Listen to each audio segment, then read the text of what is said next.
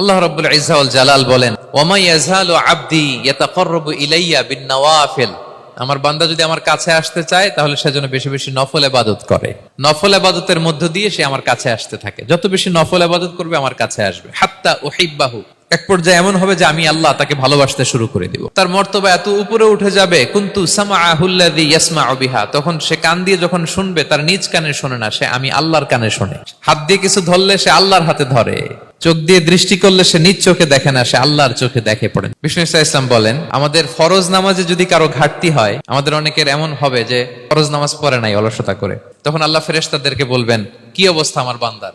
বলবে, আল্লাহ অনেক ফরজ নামাজের তো ঘাটতি দেখা যাচ্ছে। এখন আল্লাহ বলবে, উনদুরু হাল্লি আবদি মিন তাতাওয়ু, ফরজে যদি ঘাটতি থাকে দেখো তো আমার বান্দার কিছু নফল নামাজ আছে কিনা।